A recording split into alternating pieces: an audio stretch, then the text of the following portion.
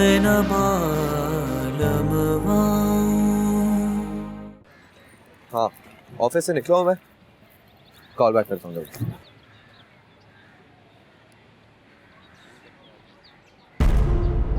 नुमान भाई, नुमान भाई, क्या क्या कर रहे हो?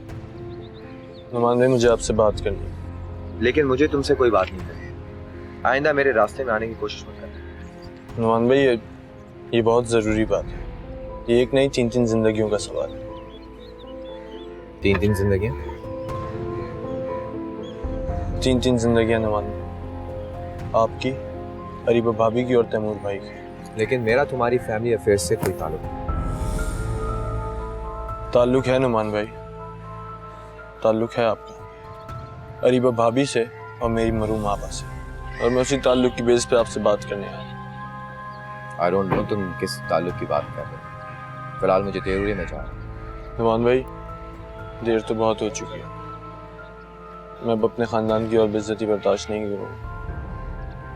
नुमान भाई, मुझे लगता है हम सबके बीच कोई ऐसी बात जरूर है जो गलतफहमी को जन्म दे रही है। कैसी गलतफहमी? आपका मेरी मरूम आपा से क्या ताल्लुक था, और अगर ऐसा कोई ताल्लुक था भी तो उसका खमियाजा अरीबा भाभी क्यों भुगत रही है? नुमान भाई, आप एक बात जानते हैं कि अरीबा भाभी को घर से निकाल दिया गया, सिर्फ इस बात की बेस पे कि उनका आपसे कोई ना कोई ताल्लुक जरूर था। नुमान भाई, मैं सच जानना चाहता हूँ कि आपका अरीबा भाभी से और मेरी मरूमा आपा से क्या ताल्लुक? मैंने अपनी बहन को तो खो दिया, लेकिन अब अपने भाई के घर उजड़ने नहीं दूंगा। ठीक है, मैं तुम्हें सब कुछ सच बता दूं, लेकिन तुम ये बात मानो या ना मानो, मेरे पास मेरी सच्चाई का कोई सबूत नहीं। नुमान भाई, अगर आप सच कहेंगे तो मेरा ये मानना है कि सच अपने आप को एक ना एक दिन मनवा ही लेता है। चलो कहीं और चल के बात करते हैं।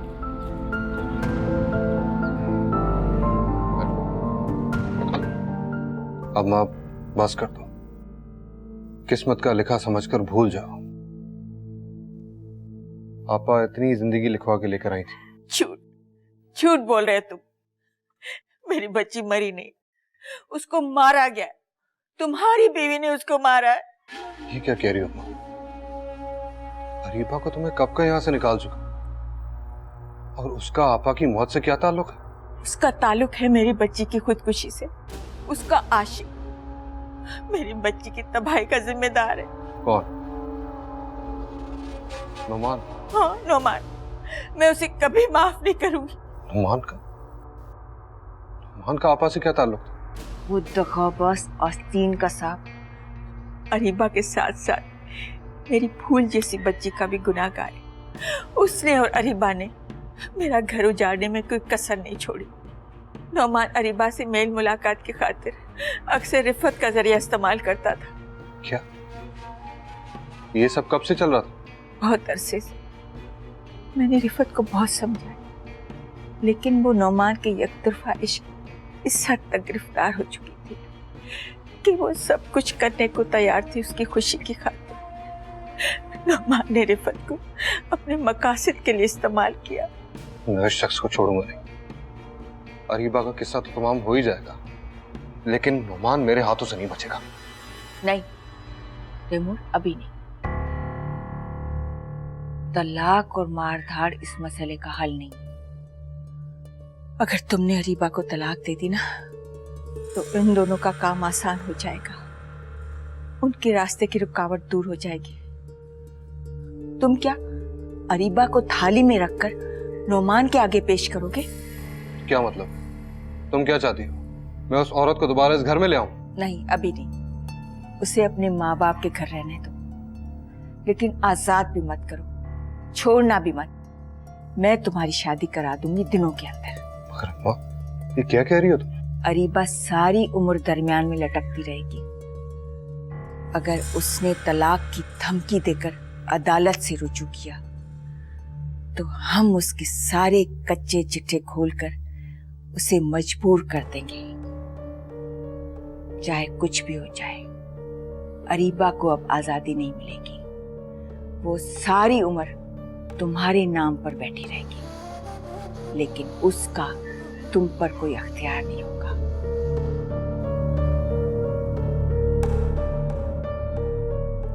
नुमान भाई, मुझे इस बात का तो इल्म था कि अरीबा भाभी का मोबाइल कुछ दिनों से मिसप्लेस है, लेकिन मुझे इस बात का नहीं पता था कि वो घर में ही होगा। आपके पास इस बात का क्या सबूत है कि उस दौरान वो मोबाइल बेफता पर यूज करें? मेरे पास इस बात का ठोस सबूत नहीं, लेकिन तुम्हारी बहन ये बात एडमिट कर चुकी। अफसोस की बात यह है कि अब वो इस दुनिया में ही नहीं। आप क्या समझते हैं नुमान भाई, मैं आपकी बात का एतबार कर लूँगा? अभी कुछ दिन पहले की बात, मैं और सना गला फाड़ फाड़ के सबको कह रहे थे कि हम पे एतबार करो, हम बेकसूर हैं। हमारी बात का तो किसी ने भी एतबार नहीं किया। क्यों? क्योंकि हमारे पास कोई सबूत नहीं। हमें सोचे समझे प्लान के तहत फंसाया गया। नुमान भाई, मेरे दिल में एक खलिश तो है कि अगर मैं सच्चा था तो मेरी सच्चाई दुनिया के सामने जरूर आएगी। लेकिन मैं भूल गया था नुमान भाई कि सच साबित करने के लिए किसी न किसी को सामने बैठाकर उसे अपना मुकदमा पेश करना ही पड़ता। आप बहुत लगी हैं नुमान भाई कि आपके पास एटलीस्ट मैं तो हूँ जो आपकी बात सुन। मेरे पास तो कोई भी नहीं था जो मेरी बात सुन सके, मेरी सच्चाई जान सके। मेरा तो किसी ने भी साथ नहीं दिया।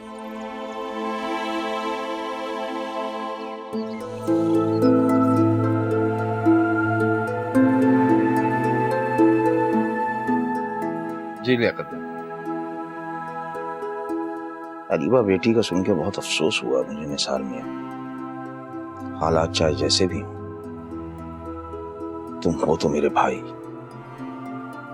तुम पर एतबार किया, तुम्हारे दुख को दुख समझता रहा। क्या बताऊं लियाकत भाई, अरशद को इनकार की सजा मिली हमें। अरशद अपना बच्चा था। सियाने कहते हैं ना, अपना अपना होता है, मारता भी है तो छांव में मारेगा। ये सब नसरीन की वजह से हुआ, जिसने अपनी जिदबाजी और दुबई के वीजे से मुतासिर होकर अपनी बेटी का मुस्तकबिल खराब कर दिया। अब पछताने से क्या होगा निसार मियां? जो किस्मत में लिखा था हो गया। अब अरीबा तैमूर के साथ और अरशद सना के साथ। ये सना कौन है?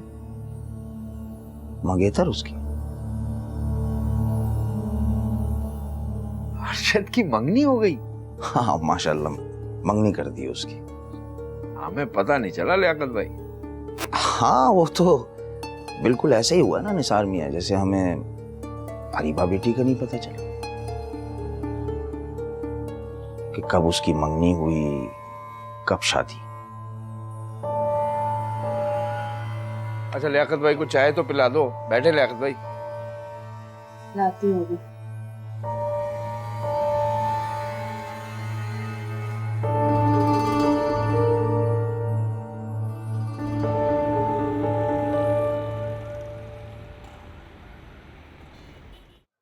अरशद को इतना अच्छा रिश्ता मिल कैसे गया?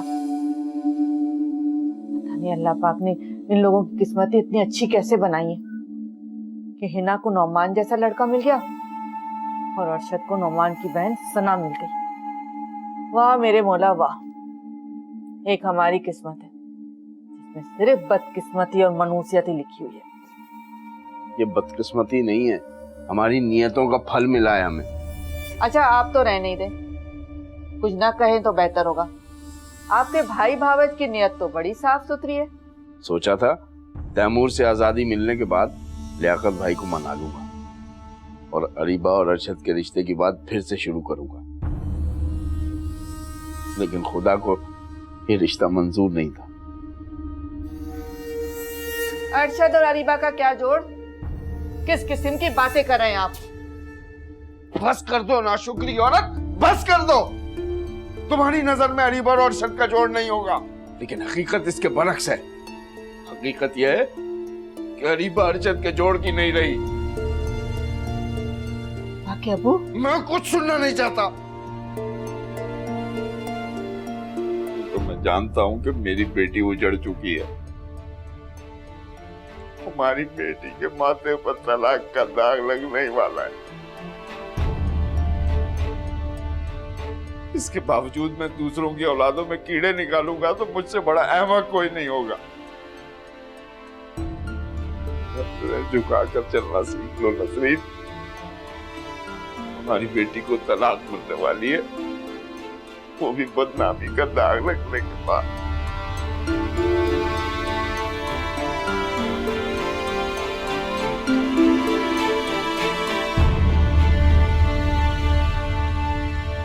तुम उसकी जबान बोल रहे हो जिसने हमारे घर को उजाड़ के रख दिया। उस बगैरत ने एक कहानी गढ़ के तुम्हें सुना क्या दी? तुमने उसकी बात पर यकीन कर लिया? हाँ, कर लिया यकीन,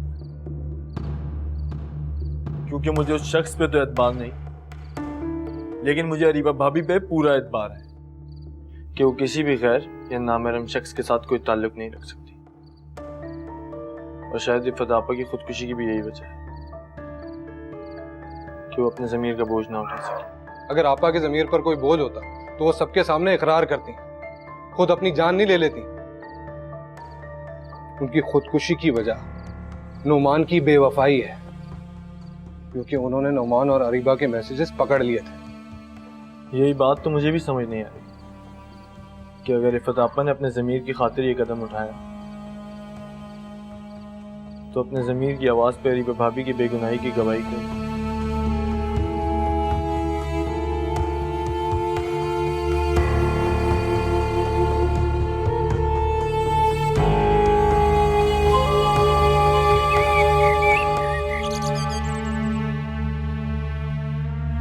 गुरूर का सर हमेशा नीचा होता है।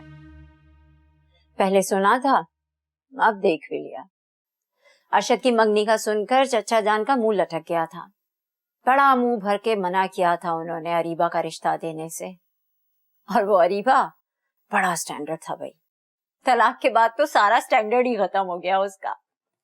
है ना, कुछ खुदा का खौफ कर, कजन होने के नाते ही ना सही, लेकिन औरत होने का लिहाज कर।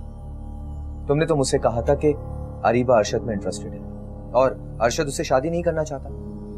अल्लाह की जात झूठ पर ज्यादा देर तक पर्दा नहीं रख सकती। झूठ और सच एक दिन सामने आ ही जाता है। आज अरीबा बदकिस्मती से गुजर रही है, लेकिन यकीनन आने वाला वक्त उसके लिए अच्छा ही साबित होगा। तुम्हें अरीबा पर इतना यकीन क्यों है? तुम कैसे दावा कर सकते हो उसकी बेगुनाही का? हो सकता है कि उसके शौहर को शादी से पहले तुम लोगों की पसंदीदगी का पता चल गया हो। ये मर्दों की फितरत होती है, जिनसे अफेयर चलाते हैं उनसे शादी नहीं करते। बकवास बंद करो है ना, तुम एक छोटी ज़हनियत की औरत हो। मुझे तो डर है कि तुम्हारे कहने पे तुम्हारे घर वाले कहीं मेरी बहन के साथ ज्यादतियां ना करें। अच्छा, बजाय हमारा एहसान मानने के तुम उल्टा हम ही पर शक कर रहे हो। हर वक्त माँ और बहन की साइड।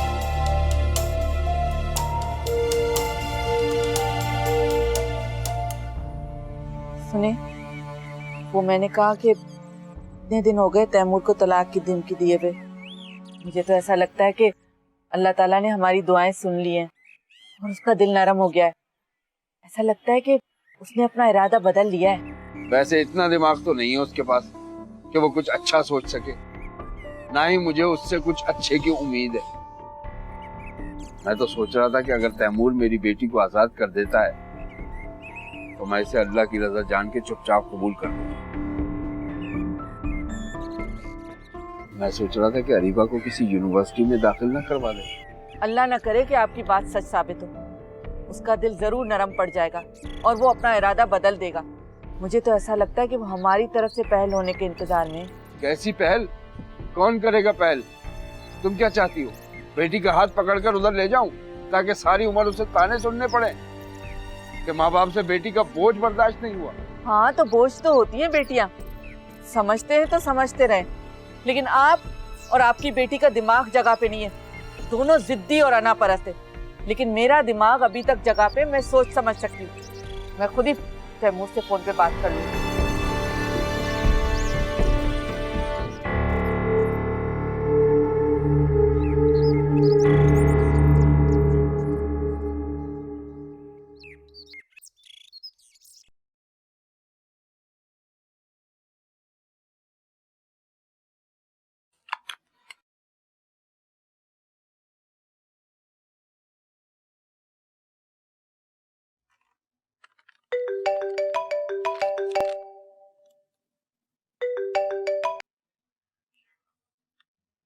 हेलो तैमूर, मैं अरीबा की अम्मी बात कर रही हूँ।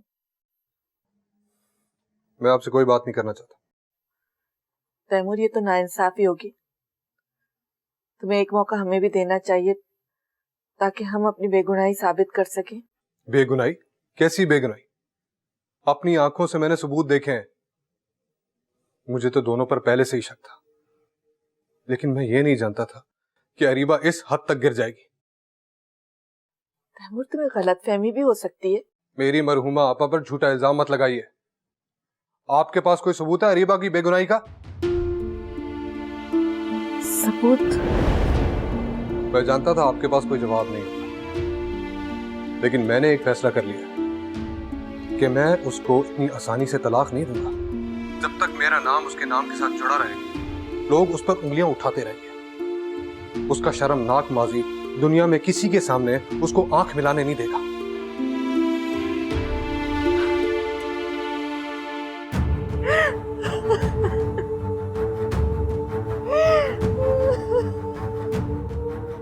अम्मी,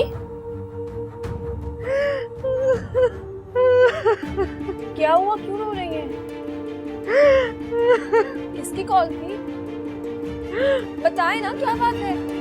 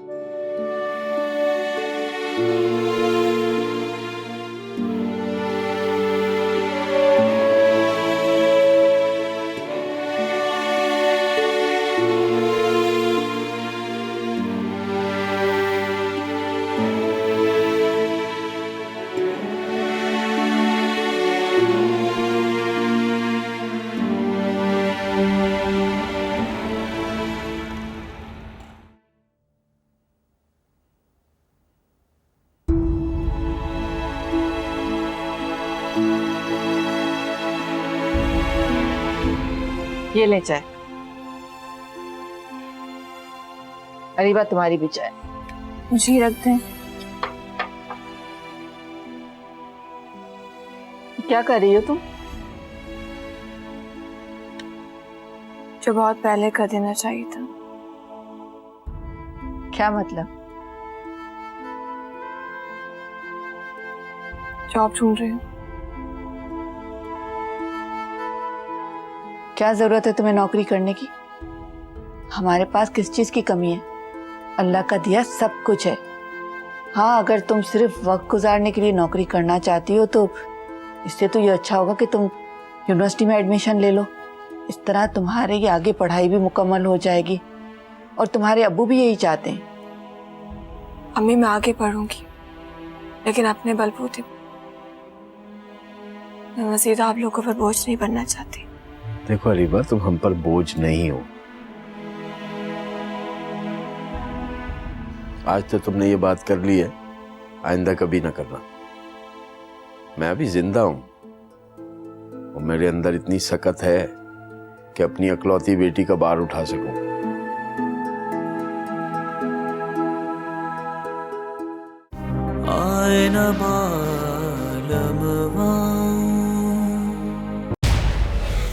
जब तक मेरा नाम उसके नाम के साथ जुड़ा रहेगा, लोग उस पर उंगलियां उठाते रहेंगे। नौमान का दिल अपनी बहन के लिए नरम पड़ता जा रहा है। अब उसे अरशद अपनी बहन के काबिल ही नहीं लगता। ये ना हो कि हमसे रिश्ता तोड़कर वो ज़िशान के साथ उसको ब्याह दें। अगर ऐसी वैसी कोई हरकत हुई ना तो बहुत बुरा होगा उनके साथ, मैं बता रही हूँ। ये बताओ आजकल क्या हो रहा है? अभी घर चक्कर लगाओ। देखो ज़िशान, जो हो गया सो हो गया। ये छोटी मोटी गलतफहमियां तो होती रहती। तुम मेरे से नहीं समझोगे। बताओ, कहाँ है तुम्हारी फाइल? कहाँ है तुम्हारा वसीयतनामा? बताते हो रशीद अहमद, कहाँ है तुम्हारी जायदाद के कागजात? बोलो।